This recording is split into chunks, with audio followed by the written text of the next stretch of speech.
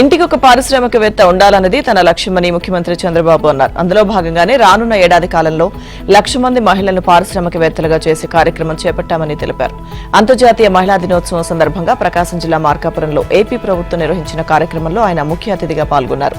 డ్వాక్రా సంఘాల ఉత్పత్తులపై ఏర్పాటు చేసిన స్టాళ్లను పరిశీలించారు. వివిధ సంస్థలతో ఒప్పందాలు, లబ్దిదారులకు యూనిట్ల పంపిణీ అనంతరం మహిళలతో ఆయన చర్చా వేదిక నిర్వహించారు. వివిధ అంశాలపై వారు అడిగిన ప్రశ్నలకు జవాబిచ్చారు. ఆయా రంగాల్లో ప్రభుత్వం చేపట్టిన కార్యక్రమాలు, తీసుకుంటున్న చర్యలను వివరించారు. డ్వాక్రా సంఘాల ఏర్పాటు అనంతరం పేదల జీవితాలు అనేక మార్పులు వచ్చాయి. ప్రతి కుటుంబ ఆర్థిక అభివృద్ధిలో మహిళలు కీలకమయ్యారు. డ్వాక్రా ఉత్పత్తుల విక్రయాలు ప్రపంచవ్యాప్తంగా జరుగుతున్న నేపథ్యంలో వారిని మరింతగా ప్రోత్సహించి పారిశ్రామికవేత్తలుగా తీర్చిదిద్దే ఆలోచన చేశామన్నారు. అవసరమైన శిక్షణ, నైపుణ్య అభివృద్ధితో పాటు పెద్ద ఎత్తున రాయితీలు, మార్కెటింగ్ సౌకర్యాలు కల్పిస్తున్నామన్నారు. ఔత్సాహిక పారిశ్రామికవేత్తలో పురుషులకు 20% రాయితీ ఇస్తుండగా మహిళలకు 40% ఇవ్వబోతున్నామని సీఎం చంద్రబాబు అన్నారు. ఆన్లైన్, ఆఫ్లైన్ రెండింటిలోనూ శిక్షణ ఇస్తామని, మహిళలు ఆన్లైన్ కోర్సులు చేయాలని సీఎం చంద్రబాబు సూచించారు. ఆడబిడ్డల రక్షణకు ప్రభుత్వం పూర్తి భరోసా ఇస్తుంది. వారిని వేధించే వారికి, అత్యాచారాలు చేసేవారికి అదే ఆఖరి రోజు అవుతుందన్నారు సీఎం చంద్రబాబు. వారి వెన్నులో వణుకు పుట్టేలా ప్రభుత్వం వ్యవహరిస్తుందన్నారు.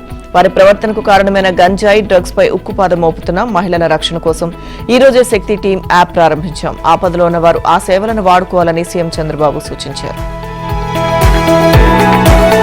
కర్ణాటకకు బెంగళూరు, తమిళనాడుకు చెన్నై, తెలంగాణకు హైదరాబాద్ అడ్వాంటేజ్ గా ఉంటే ఆంధ్రప్రదేశ్ కు చంద్రబాబు ఉన్నారని మంత్రి లోకేష్ అన్నారు. ముఖ్యమంత్రిని తమకు టాస్క్ మాస్టర్ గా అభివర్ణించారు. అందరూ తనలాగే వేగంతో పనిచేయాలని ఆశిస్తుంటారని తెలిపారు. అసెంబ్లీ నిబంధనలను కాదని వైసీపీ అధ్యక్షుడు జగన్ కు ప్రతిపక్ష హోదా ఇవ్వలేమని తేల్చి చెప్పారు.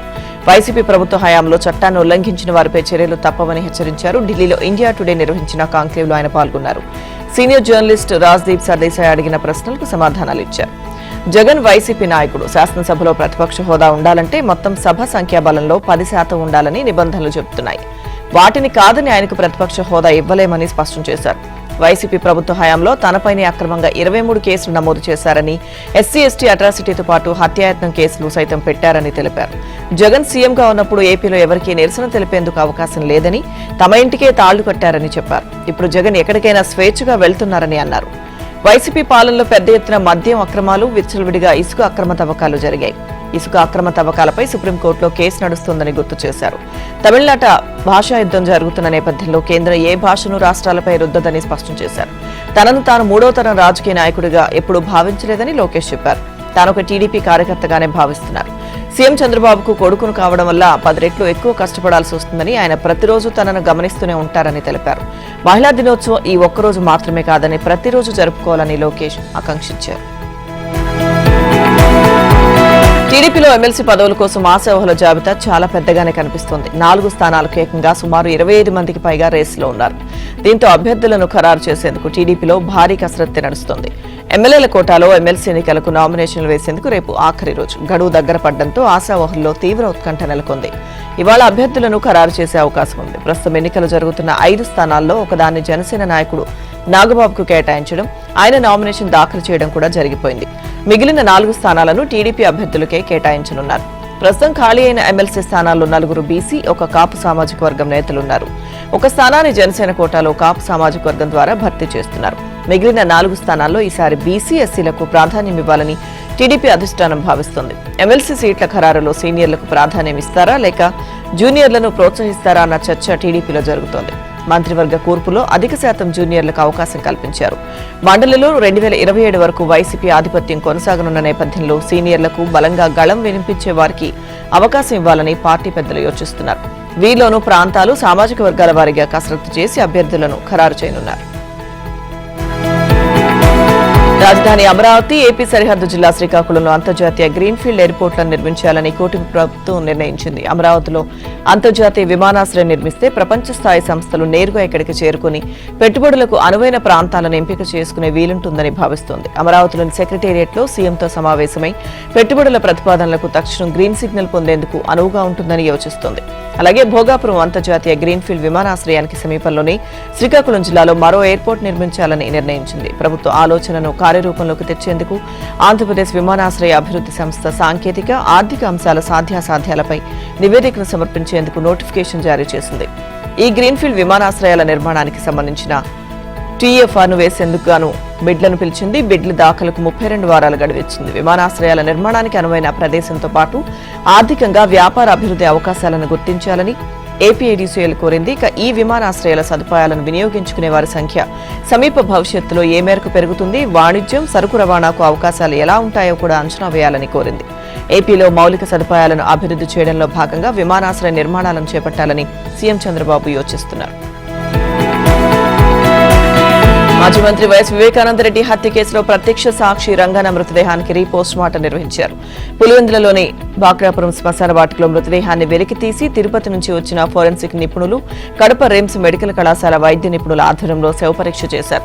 శరీరంపై ఎక్కడైనా గాయాలున్నాయా అనే అంశాన్ని పరిశీలించారు. మృతదేహం నుంచి తల వెంట్రుకలు, కాలి, చేతి గోళ్లు, మరికొన్ని అవయవాలను సేకరించి ప్రత్యేక బాక్స్ లో ఫోరెన్సిక్ ల్యాబ్ కు పంపారు. రీపోస్ట్ మార్టం సమయంలో రంగన్న భార్య సుశీల కుమారుణ్ణి అక్కడకు తీసుకెళ్లారు. వారి అనుమతితోనే శవ పరీక్ష నిర్వహించారు. రంగన్న కడప రిమ్స్ లో చికిత్స పొందుతూ బుధవారం మృతి చెందాడు. రంగన్న భార్య సుశీల ఫిర్యాదు మేరకు పులివెందుల అర్బన్ పోలీసులు అనుమానాస్పద మృతిగా కేసు నమోదు చేశారు. వివేక హత్య కేసులో సాక్షులు, అనుమానితులు ఒక్కొక్కరు చనిపోతుండటంపై అనుమానాలు వ్యక్తమవుతున్నాయి. వాచ్మెన్ రంగన్న మృతిపై విచారణకు కడప ఎస్పీ అశోక్ కుమార్ ప్రత్యేక దర్యాప్తు బృందాన్ని ఏర్పాటు చేశారు. పులివెందుల డీఎస్పీ మురళీనాయక్, జమ్మలమడుగు డీఎస్పీ వెంకటేశ్వర్ల ఆధ్వర్యంలో RK Valley CI Pulasaiah, Pulivendula urban CI Narasimhulu, Kadapa cyber crime CI Madhumaleswarareddy, మరో 3 ఎస్ఐలతో సిట్ ఏర్పాటైంది. గత వైసీపీ ప్రభుత్వంలో ఎన్నో అరాచకాలకు పాల్పడిన రౌడీ షీటర్ బోరుగడ్డ అనిల్ పోలీసులు తన కోసం గాలిస్తున్న విషయం తెలుసుకుని తాజాగా ఒక వీడియో విడుదల చేశాడు. గతంలో దందాలు, దౌర్జన్యాలు చేయడంతో పాటు ముఖ్యమంత్రి చంద్రబాబు, ఉప ముఖ్యమంత్రి పవన్ కళ్యాణ్, మంత్రి లోకేష్ ను ఇష్టం వచ్చినట్లు దూషించిన కేసులో అరెస్ట్ అయి ప్రస్తుతం మధ్యంతర బెయిల్పై అజ్ఞాతంలో ఉన్నాడు. హైకోర్టు నుంచి బెయిల్ పొడిగింపు కోసం ఫోర్జరీ మెడికల్ సర్టిఫికెట్ సమర్పించిన విషయాన్ని దాచి ఆ వీడియోలో మొసలి కన్నీరు కార్చాడు. తన తల్లి కోసమే బెయిల్పై వచ్చినట్లు చెప్పుకొచ్చాడు. రాజ్యాంగబద్ధంగానే తనకు బెయిల్ వచ్చిందని అన్నాడు. తనకు న్యాయ వ్యవస్థపై గౌరవం ఉందని, ఈ విషయంలో ఎటువంటి తీర్పిచ్చినా స్వాగతిస్తానని చెప్పుకొచ్చాడు. హైకోర్టుకు ఫోర్జరీ లెటర్ సమర్పించిన విషయాన్ని ప్రస్తావించకుండా ప్రజలను, మీడియాను, కోర్టులు, పోలీసులను సైతం తప్పుదారి పట్టించేలా వీడియో విడుదల చేశాడు. తన నైజాన్ని మరోసారి ప్రదర్శించి కూటమి ప్రభుత్వంపై తీవ్ర ఆరోపణలు చేశాడు. తన హత్యకు కుట్ర జరుగుతోందంటూ ఆందోళన చెందుతున్నట్లు మాట్లాడాడు. తనకు గాని, తన కుటుంబానికి గాని హాని జరిగితే సీఎం, డిప్యూటీ సీఎం లోకేష్ బాధ్యత వహించాలని అన్నాడు. ఇక ఈ మొత్తం వ్యవహారాన్ని గమనిస్తున్న పోలీసులు బోరుగడ్డ వెనుక బలమైన శక్తులున్నట్లు అనుమానిస్తున్నారు. జైలు నుంచి విడుదలైనప్పటి నుంచి బోరుగడ్డ ఎవరెవరిని కలిశాడు అనే దానిపై ఆరా తీస్తున్నారు. సోషల్ మీడియాలో వైరల్ చేసిన వీడియోను ఎక్కడి నుంచి విడుదల చేశాడు అనే దానిపై ఆధారాలు సేకరిస్తున్నారు. ఇప్పటికే అనిల్ ఫోర్జరీ సర్టిఫికెట్ సృష్టించిన అంశానికి సంబంధించి గుంటూరు పోలీసులు పూర్తి ఆధారాలతో నివేదిక రూపొందించి అనంతపురం పోలీసులకు అందజేశారు. వైసీపీ అధికారంలో ఉండగా టీడీపీ అధినేత చంద్రబాబు, లోకేష్, జనసేన అధినేత పవన్ కళ్యాణ్లపై ఇష్టానుసారంగా నోరు పారేసుకున్న సినీ నటుడు పోసాని కృష్ణమురళికి రిమాండ్లో ఉండగానే మరో రిమాండ్ పడింది. జనసేన నేత భారతి శంకర్ ఫిర్యాదు మేరకు విజయవాడలోని భవానీపురం పిఎస్లో పోసానిపై కేసు నమోదు చేశారు. ఇప్పటికే ఆయన అరెస్ట్ అయి కర్నూలు జిల్లా జైల్లో ఉన్నందున భవానీపురం పోలీసులు పీటీ వారెంట్పై కర్నూలు జైలు నుంచి విజయవాడకు తీసుకొచ్చారు. విజయవాడ చీఫ్ జ్యుడిషియల్ మెజిస్ట్రేట్ కోర్టులో ఆయన హాజరుపరచగా న్యాయాధికారి ఎన్ రాజశేఖర్ ఈ నెల 20వ తేదీ వరకు రిమాండ్ విధించారు. అనంతరం పోసానిని విజయవాడ నుంచి కర్నూలు జైలుకు తరలించారు. ఇక రిమాండ్ విధించడానికి ముందు పోసానికి న్యాయాధికారి పలు ప్రశ్నలు వేశారు. మీపై నమోదైన కేసు గురించి తెలుసా అని ప్రశ్నించగా తనకేమీ తెలియదని, పోలీసులు ఎటువంటి కాగితాలు ఇవ్వలేదని పోసాని తెలిపారు. తనకు గొంతు పక్షవాతం ఉందని, గుండెకు శస్త్రచికిత్స చేశారని చెప్పారు.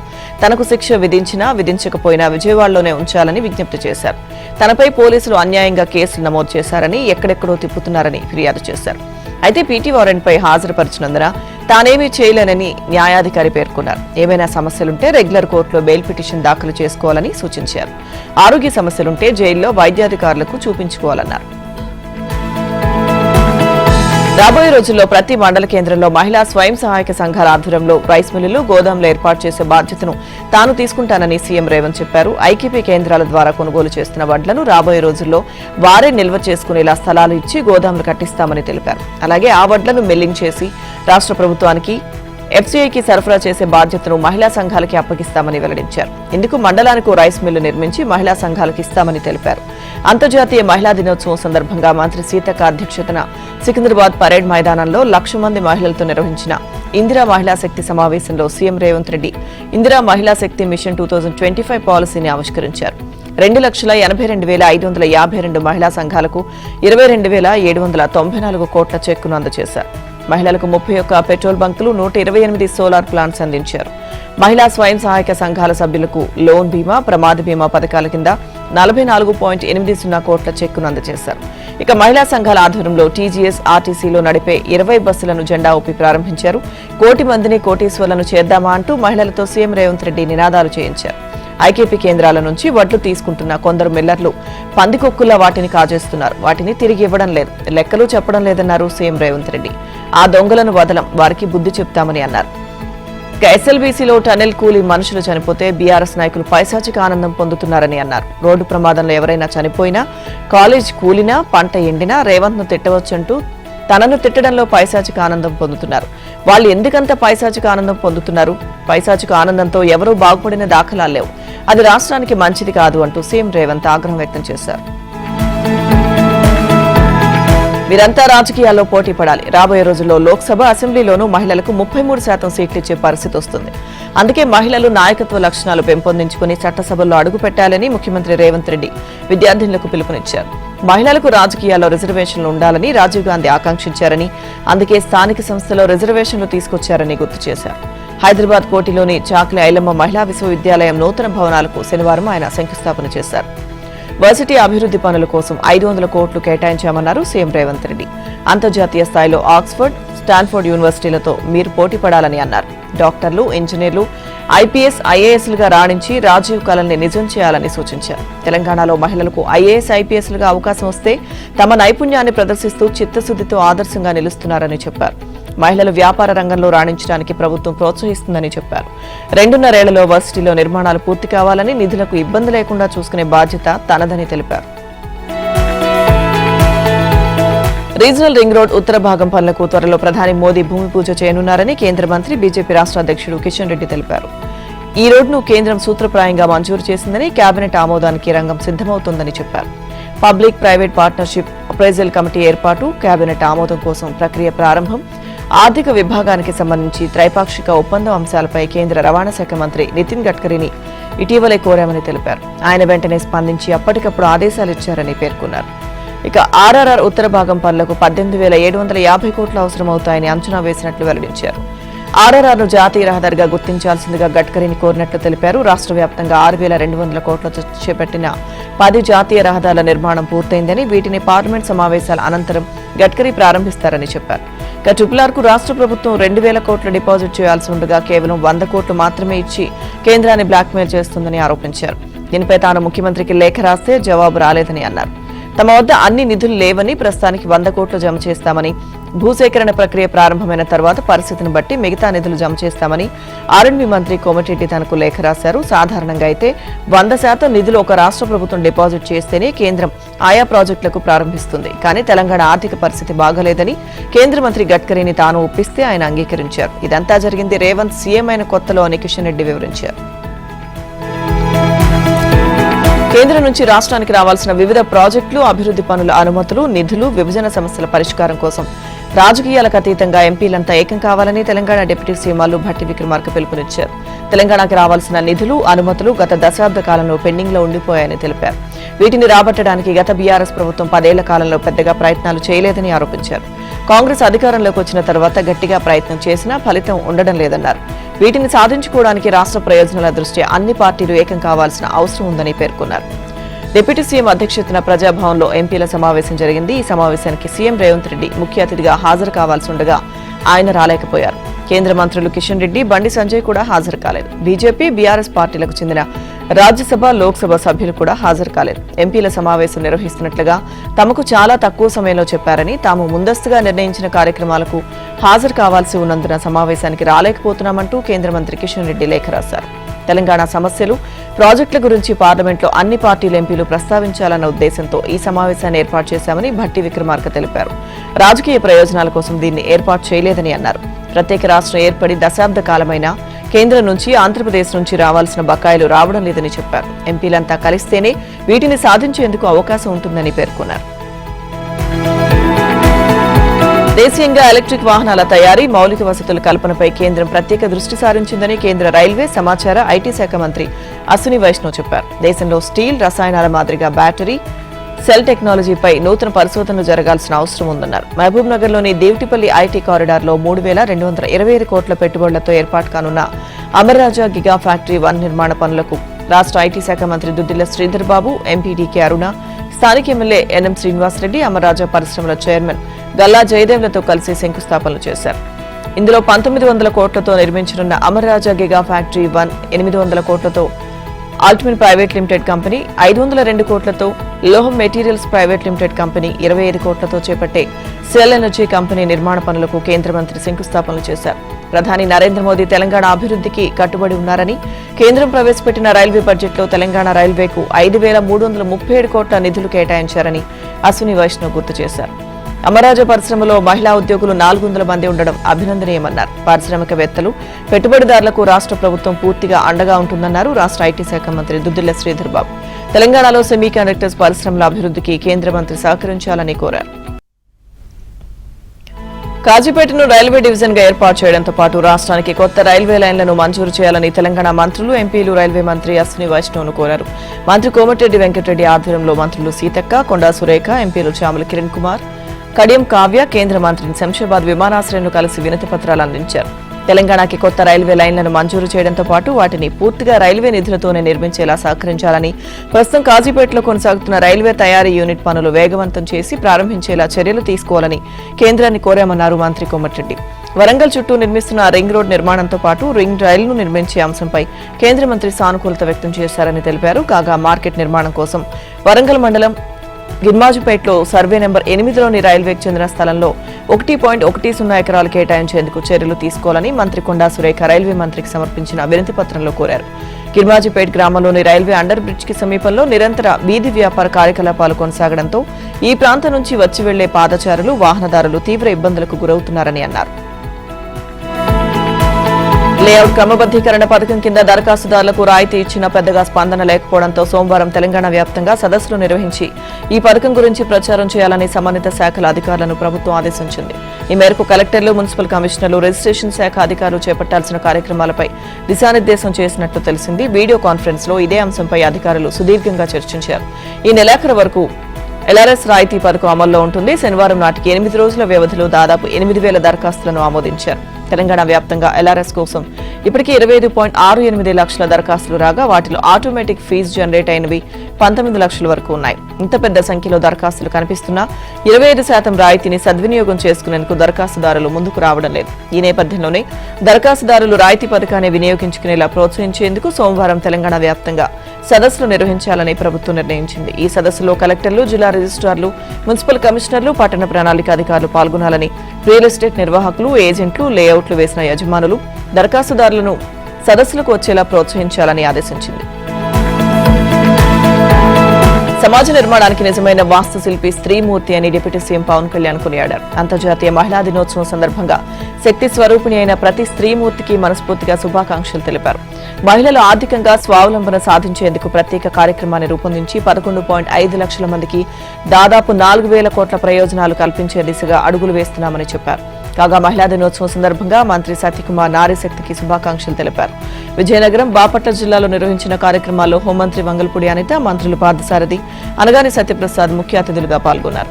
మహిళలకు మరింత విస్తృతంగా సూక్ష్మ రుణాలు మంజూరు చేసి వారి అభివృద్ధికి బాటలు వేనున్నట్లు మంత్రి కొండపల్లి శ్రీనివాస్ చెప్పారు. త్వరలో మహిళల కోసం కళ్యాణ లక్ష్మి పథకాన్ని ప్రారంభించే ఆలోచనలో ఉన్నామన్నారు. ప్రస్తుత కాలంలో సాంకేతికతకు అత్యధిక ప్రాధాన్యం ఉందని, ఇప్పుడు నడుస్తున్నదంతా వేగవంతమైన ఆవిష్కరణలు, మేధో సంపత్తి శకమని Heritage Foods Limited vice chairman, managing director Nara Bhuvaneswari అన్నారు. అంతర్జాతీయ మహిళా దినోత్సవం సందర్భంగా విజయవాడలోని నోవాటెల్ హోటల్లో భారతదేశ ఔత్సాహిక మహిళా పారిశ్రామికవేత్తల సంఘం ఆధ్వర్యంలో నిర్వహించిన కార్యక్రమాల్లో ఆమె ముఖ్య అతిథిగా పాల్గొన్నారు. ఈ సందర్భంగా భువనేశ్వరిని ఔత్సాహిక బందీల విడుదల వ్యవహారంలో అమెరికా అధ్యక్షుడు డొనాల్డ్ ట్రంప్ తీరును హమాస్ తప్పుపట్టింది.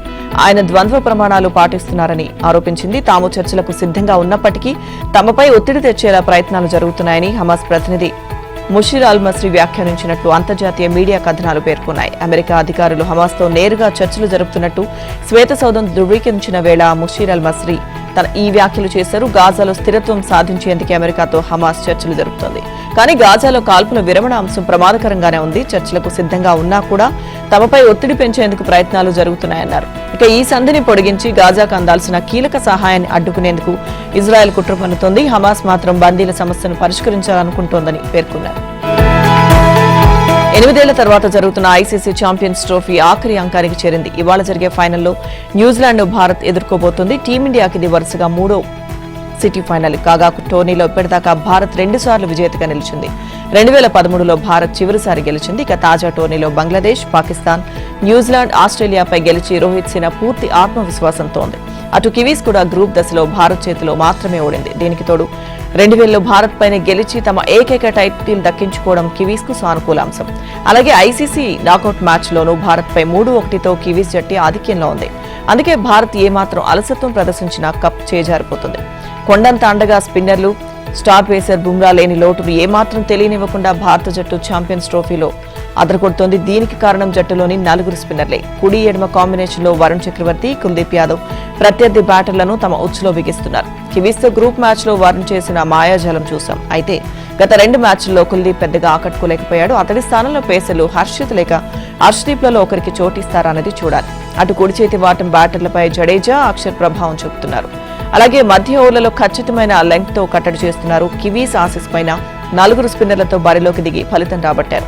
అందుకే ఈ ఫైనల్లోనూ ఈ వ్యూహంలో మార్పు ఉండకపోవచ్చు. ఇక పేసర్లు షమి, హార్దిక్ పవర్ ప్లేలో పరుగులను నియంత్రించాలనుకుంటున్నారు. అయితే షమి నుంచి పూర్తి స్థాయి బౌలింగ్ ప్రదర్శన రావాల్సి ఉంది.